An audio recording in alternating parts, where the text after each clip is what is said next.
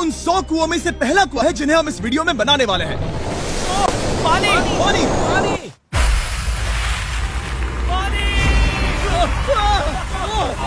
आपने अभी अभी केन्या के एक छोटे से गांव को पीने के पानी का अनलिमिटेड सप्लाई मिलते हुए देखा, वो भी सिर्फ 1 सेकंड में। अभी एक कुआं बना है और 99 बाकी हैं। आपको ये वीडियो बहुत पसंद आएगा। इन 100 कुओं को मिलाकर 5 लाख से ज्यादा लोगों को पीने का ताज़ा पानी मिलने वाला है। केन्या की इस साइट पर कुछ कुएं बनाने के बाद हम नाइरीरी स्कूल सिस्टम के साउथ में गए और कह सकते हैं कि उन्हें हमसे मिलकर बहुत खुशी हुई। क्या हाल है?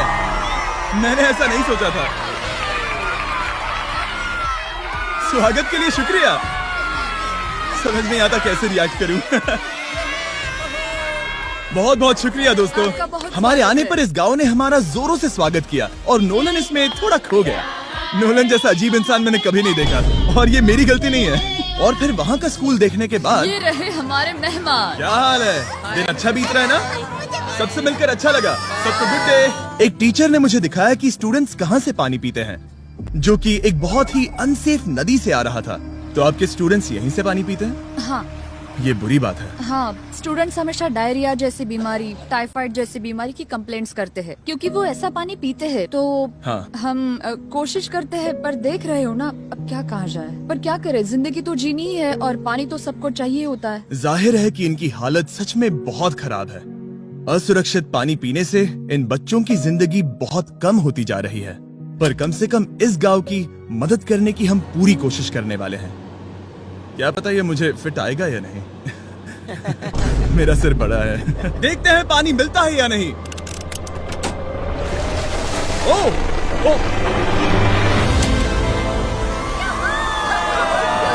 बारिश हो रही है। क्या नजारा है। पानी जमीन से बाहर आने के बाद उसे ऐसे बैरल्स में इकट्ठा किया गया और बैरल्स को वाटर टावर्स पर लगाने के बाद आसपास के गांव के लोगों के पास सिर्फ पीने के लिए साफ पानी ही नहीं था, पर एक प्रेशराइज्ड वाटर सोर्स भी था, जिसका मतलब है कि लॉन्ड्री के लिए सुरक्षित पानी भी मिलेगा। और खींचो। मुझे बताओ ये नोलन की मॉम से कितना हैवी है? नोलन की मॉम से दुगना। ओह गॉड। मैं तुम्हें यहाँ से धकेल दूंगा। ठीक है, इसे अब यहाँ रख दो। हमने केन्या में और 20 कुएं बनाए और उसके बाद इसके जूते में भी कुआं डोंट है। वरी, मेरे दूसरे जूते में भी पानी है। मैं बताता हूँ कि हमने ये 29 कुएं कैसे बनाए। इस विशाल सी ड्रिल से जमीन में सैकड़ों फीट गहरा गड्ढा किया, वो भी पल्यूटेड सोर्सेज से होकर सीधे विशाल से पीने लायक पानी तक। उसके बाद हमने पाइप्स इंस्टॉल किए ताकि लोग पूरे अफ्रीका में इन हैंड पंप से पानी ले सके और नाइरीरी में भी। इसे टेस्ट करके देखते हैं। पानी जैसा है। मुझे इस 5 गैलन ड्रम को भरने के लिए 5 मिनट लगे। इससे एक दिन में कितना पानी मिल सकता है? 3600 गैलन्स एक दिन में। ये न केवल स्कूल के 400 बच्चों को कवर करेगा, बल्कि स्कूल के आसपास के गांव वाले भी इसका अच्छे से इस्तेमाल कर सकते हैं। पानी के लिए शुक्रिया। कोई बात नहीं। ये पंप नॉन स्टॉप 30 सालों तक चल सकता है। आपको लग रहा होगा कि इस तरह का बड़ा काम करने के लिए एक बड़े गवर्नमेंट की जरूरत पड़ेगी, पर ये सच नहीं है। ये प्रॉब्लम सुलझाना बिल्कुल मुमकिन है और ऐसी चीजें करने के लिए इंसानियत को आगे आना ही चाहिए। आपके कामयाबी का राज क्या है? सच कहूँ तो ऐसा कुछ खोजो जो तुम्हें करना पसंद है, उसे लंबे समय तक करो और तुम्हें कामयाबी जरूर मिलेगी। मैं इससे बहुत करीब लाने वाला हूँ। देख रहे हो? मजेदार है ना? जरा ऊपर देखो, वो रिकॉर्ड कर रहा है। ठीक है, मैं इसे करीब लाने वाला हूँ। ठीक है। हाँ, तुम खुद को देख सकते हो। हम इस गांव के लिए भी कुआं बना पाए, इस गांव के लिए भी और इन दूसरे 12 गांवों के लिए भी। और जब हम ये पंप्स लगा रहे थे, तब हमने यहाँ के एक स्कूल को नए कंप्यूटर से अपग्रेड भी कर दिया। बच्चों को ये कैसा लगा? उन्हें शुक्रिया, सच उन्हें में ये बहुत पसंद पसंद आया। खुशी है कि सब ठीक से हो गया। हमने क्लासरूम्स में नया फर्नीचर भी लगाया, उसके साथ कुछ शेल्व्स नई बुक्स के साथ, और सभी स्टूडेंट्स को एक फुटबॉल भी दिया। थैंक यू मिस्टर बीस, थैंक यू। यहाँ तक कि सभी क्लासरूम्स में नए व्हाइट बोर्ड्स और प्रोजेक्टर्स भी लगाए। आप सबको ये प्रोजेक्टर पसंद आया? हम चौक का इस्तेमाल कर रहे थे जिससे बहुत डस्ट होता था, लेकिन आज सब कुछ साफ है। हमें इस बात की खुशी है। कोई बात नहीं, इतना तो कर ही सकते हैं। पर जब हम 45वें कुएं की साइट पर गए, तब एहसास हुआ कि वहाँ का हाल और भी बुरा है। जब भी उन्हें पानी की जरूरत पड़ती थी, तब उन्हें जंगल से 1 मील खतरनाक रास्ता तय करके जाना पड़ता था, जो एक विशाल सी पहाड़ी से जाता है। मैं जल्दी उठता हूँ, लगभग सुबह 4 बजे, ताकि मैं स्कूल के लिए पानी ला सकूँ। यहाँ से पानी निकालना सेफ नहीं है। ये जगह बहुत स्लिपरी है, जिससे किसी को चोट लग सकती है। हमने उनके कुएं पर काम करना शुरू किया, तब उन्होंने मुझे दिखाया कि वो पानी कहाँ से निकालते थे। आपको दिन में ऐसे कितने चक्कर लगाने पड़ते हैं? 2 बार। दिन में 2 बार? ओह वाह, तो एक आम स्टूडेंट ऐसा ही कुछ ले जाता है? ओह गॉड, अगर 200 स्टूडेंट्स ऐसा रोज करते हैं तो ये कितना मुश्किल होगा? बहुत मुश्किल हो सकता ओह गॉड, ये ढलान तो बहुत बड़ी है। अरे यार, ये ढलान तो रुकने का नाम ही नहीं ले रही। हर रोज। मैं सच में दंग रह गया कि ये चढ़ाई कितनी मुश्किल थी। ये सब इतना कुछ करते हैं ताकि वो यहाँ तक पहुँच सके जहाँ इन्हें साफ पीने का पानी मिल सके। आमतौर पर आप पानी यहीं से लेते हो? हाँ। और पानी भरने के बाद ये जग्स लगभग 18 किलो तक हो जाते हैं, जो इन बच्चों के लिए पहाड़ियों से ले जाने के लिए बहुत मुश्किल है। लेडीज आराम से ये 2 उठा सकती ओह, हैं। तो मैं अभी जरूर ले जा पाऊंगा। और एक बार हमने जग्स भर लिए, उसके बाद वक्त था वापस ऊपर जाने का। जल्दी करो, चलते हैं। इससे तो पसीना भी नहीं आ रहा है। मैं ले लूंगा। और अब घंटों तक असुरक्षित पानी को इकट्ठा करने के बजाय उनका नया पंप स्कूल के बस 10 फीट दूर था, तो अब ये यहाँ से पानी ले सकते हैं। बहुत थक गया हूँ। और फिर हम गए हमारे अगले गांव में, जहां हमने बनाया हमारा 46वां कुआं। पर हमें एक प्रॉब्लम से गुजरना पड़ा। हमने देखा कि ये गांव आधे से बटा हुआ है, वो भी इस खतरनाक सी नदी से। ये अभी इतनी खतरनाक नहीं लगेगी, पर जब बारिश का मौसम आता है, पानी ऊपर तक आकर इस पुल को पूरी तरह से निगल लेता है। और ये पुल इसलिए इतना जरूरी है क्योंकि वहाँ जो गांव है, वहीं पर सभी हॉस्पिटल्स और स्कूल्स हैं, इसलिए यहाँ से रोज गुजरना पड़ता है। ये खतरनाक है, लेकिन इस पुल के अलावा इनके पास और कोई ऑप्शन नहीं है। जब ये नदी उफान पर होती है तो ये किसी को भी बहा ले जाती है, लोग, स्टूडेंट्स, यहाँ तक कि जानवर। हाल ही में इस नदी को क्रॉस करने की कोशिश में हमने 3 लोगों को खो दिया। इस तरह किसी की जान जाना पागलपन है और हम इसे स्वीकार नहीं कर सकते। और जिस पल हमने इस बारे में सुना, तब हमें मदद करनी ही पड़ी। तो पंप तक जाने वाले पुल को जब हमने ठीक करना शुरू किया, तब हमने केनिया से 2000 मील दूर जिम्बाब्वे देश का भी सफर तय किया। अफ्रीका में आए 1 हफ्ते से ज्यादा हो गया है और अब भी कई पंप्स लगाने बाकी हैं। तुम में से बदबू आ रही पर है। मैंने सुबह ही शावर लिया था। बात होते ही मैं हाथ नीचे ले लूंगा।